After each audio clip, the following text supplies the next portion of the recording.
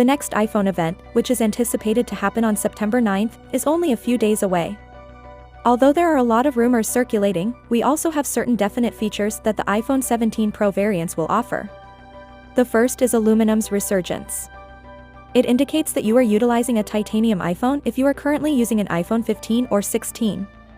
Titanium is more heavier and more costly than aluminum, despite its exceptional durability. Apple is reportedly returning to aluminum this year. Aluminum will also reduce the weight of the iPhone 17 Pro and Pro Max, which is why they are doing this to save money. Additionally, the battery life of the iPhone 17 Pro and Pro Max will be extended.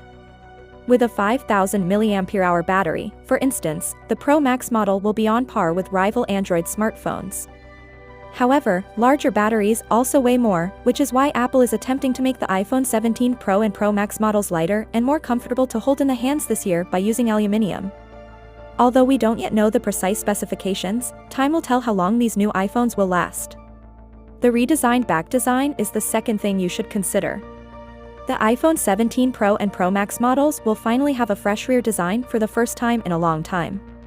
This indicates that there will be a sizable camera bar on the rear. Not only is it there for aesthetic reasons, but it will also make room for the recently released 48-megapixel periscope zoom camera. Samsung's hegemony in the camera zoom industry will be challenged by Apple with the aid of this zoom camera. The official cases for these iPhones were also leaked, and they displayed the same back design that was revealed for the next generation of iPhones. The camera is anticipated to have an optical zoom of up to 8x.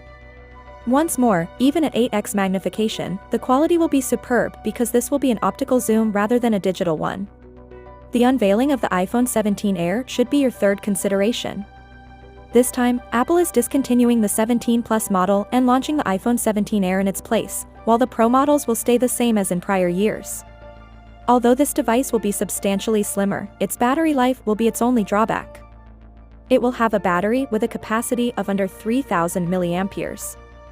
Therefore, you might want to try the iPhone Air if you like really thin phones. Finally, what are your thoughts about it? So without being said, let me know your thought in the comment below, and if you are new here, please subscribe. Peace out.